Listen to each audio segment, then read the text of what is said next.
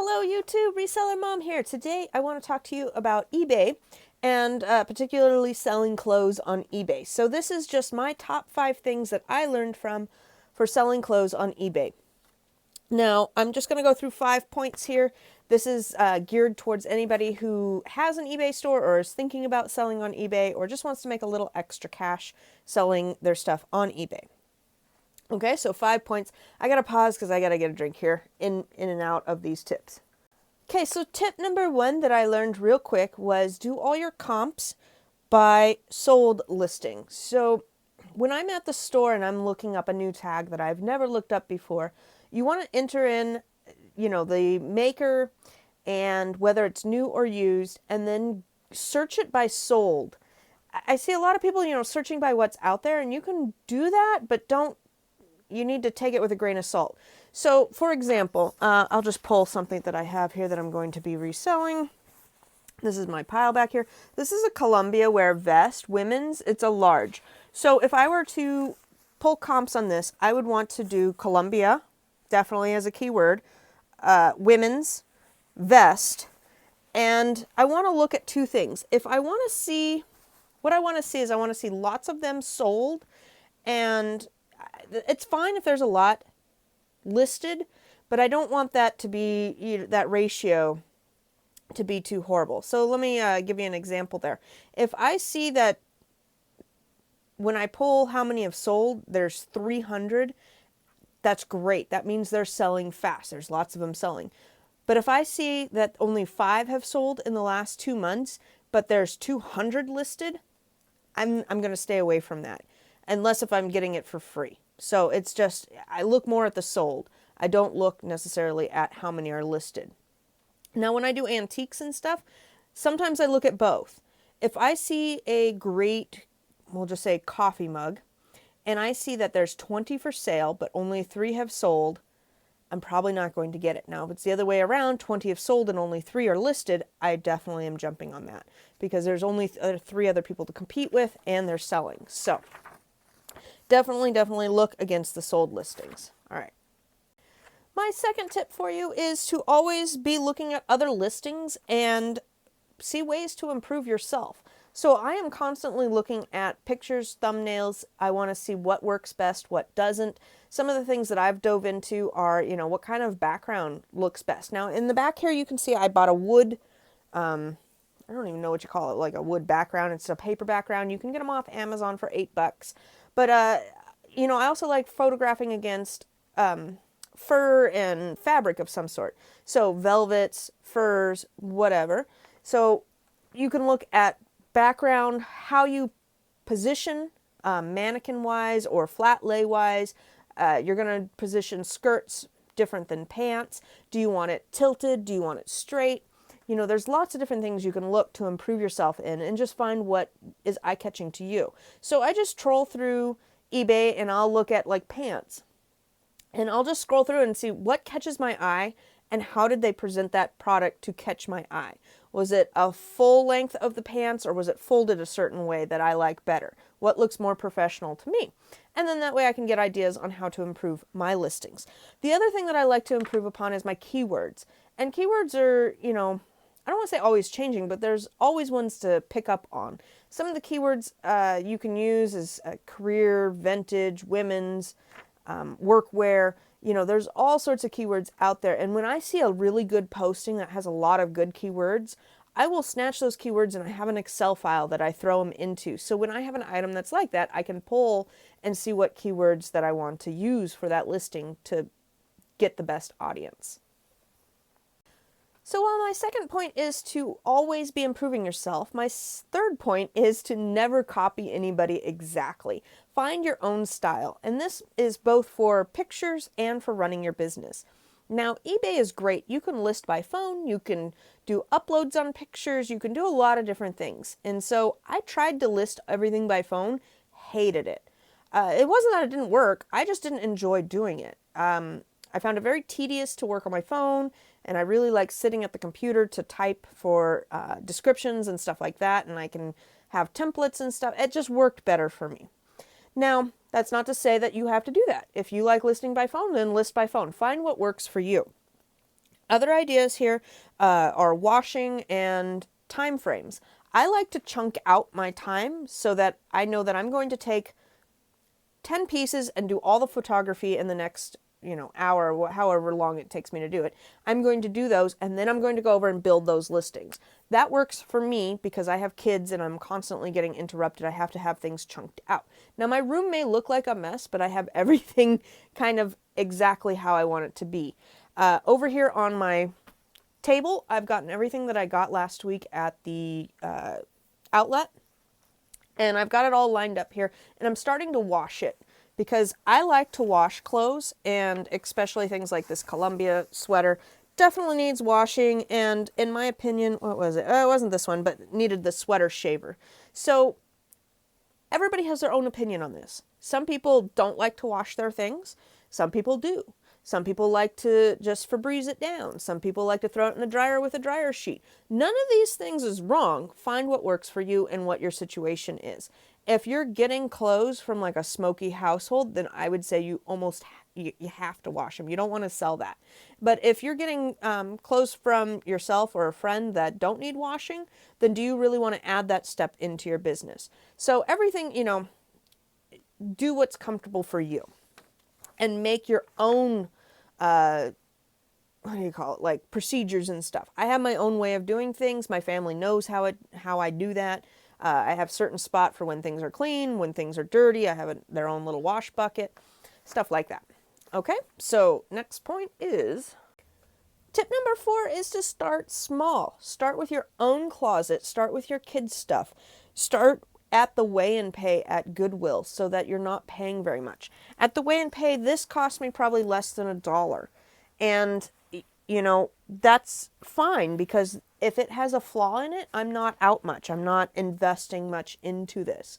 Then I move up to Goodwills and Value Villages. And then even further than that, you could do retail arbitrage and stuff like that. Now, my son is really good. He brings me down notes, this is too small, please sell. All his old jeans. Now, he buys pretty much just Levi's, so I lot up a couple boys' jeans and sell them. Anyhow, you don't have to have a lot of money to start off in this business, and I would not suggest diving in deep to an eBay business if you are just starting out. Start out with 10 things from your own closet and see how it feels and see if you like doing it. And if you do, then move up and start reinvesting the money that you make there. My final tip and tip number 5 is to go out and see other people's stuff. So I'm not only looking at comps, but go to the mall once in a while. Step into Oshkosh and Baby Gap and maternity stores, Michael Kors, Coach. Browse around and see what is hot, what's trendy, what people are buying, and what the prices are right now. You just need to kind of get that reality check of what is at the mall and then what people are going to be looking for online. Because I know I do the same thing. I'll go to the store and I'll see, oh my gosh, I really like that style of dress, and I'll go home and I'll try to find it on eBay for a discounted price. So it really helps. I also like to go online to other people's stores and just kind of see what's hot and what's trendy, what's selling. Just finished reading Nasty Gal, great book. She has a website, nastygalvintage.com. It tells a story about her becoming really famous after an eBay store. Anyhow, so she's got her own website now. I went and looked at those clothes. Really cool, just seeing what's in style and what people are looking for that area. Now, I like to do more working mom type of clothes, so I may go to something like a Macy's or Nordstrom and see what prices are going there. I love going up to the top of Macy's and going in their working section and see what are suits going for, what is Calvin Klein going for, what are these going for right now. So anyhow, I hope these 5 tips helped you out. If you like this video, go ahead and give me a thumbs up. I'll do a quick pan around my office here so I can kind of show you how I'm organizing everything real quick as kind of like a little bonus. But if you like this video, go ahead and give it a thumbs up. And if you haven't subscribed, I would love you as a subscriber. And if you're thinking about eBay, it's a great source of income. To me, it's my secondary source. It's when I can work on it. And I haven't been able to work on it for a while because I had house reconstruction. But it's a good source. I also just joined Poshmark, so there are other markets out there. There's Bonanza, there's Poshmark, there's I can't think of any other right now, but you could also do local, Craigslist, and stuff like that. Okay, so let me do a quick pan around my office, and I'll just show you how I've organized things. So today is a pretty big eBay day for me. What I did in these 3 bags right here is stuff from my kids and my kids' closet. So I have my son's clothes, I have daughter's clothes, and I have some one-offs that I will, oh, that's daughter's clothes. And I have one-offs right here that I will see if I can group together or maybe sell individually.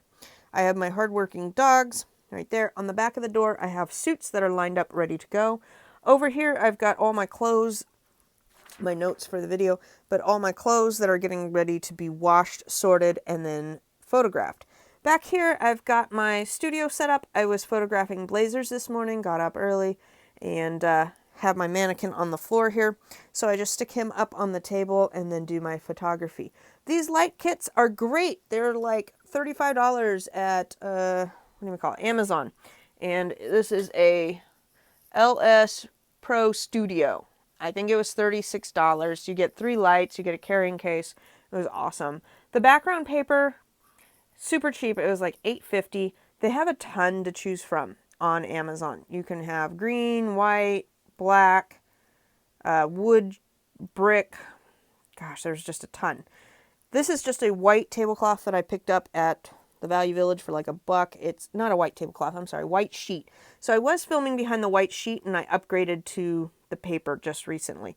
Now over there in the corner, I've got another roll of paper that I just stick right where my chair was, turn on the lights, and then I flat lay against that wood background. So this is for like mannequins and standing up.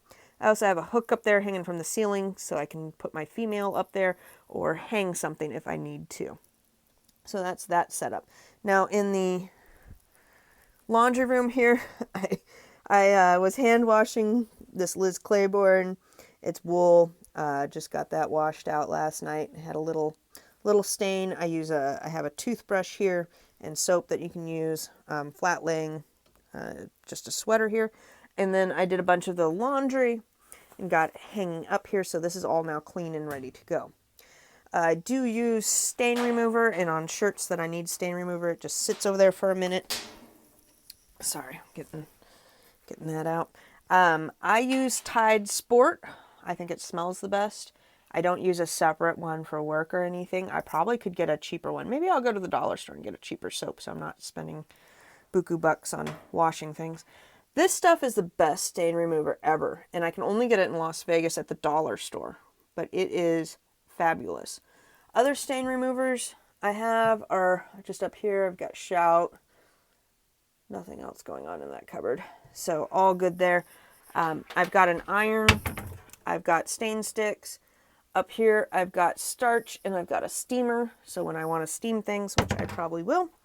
Anyhow, yeah, that's just a little rundown on how I organize everything here. When it's done getting listed, I put it right here. And then I have little stickers that I put on that show me in my, where I store things, what month they went up in. So I have 2 ways. I have hangers. All my suit jackets go up on hangers, and then they get tagged with a color coded that depicts when I kind of listed the item by month. And then all this stuff will probably go in tubs. And I have my tubs by color. So like all the white would go into the white tub. And I just found that visually that's the easiest for me to find things. I know some people bag them and have number systems and all of this, and that's great.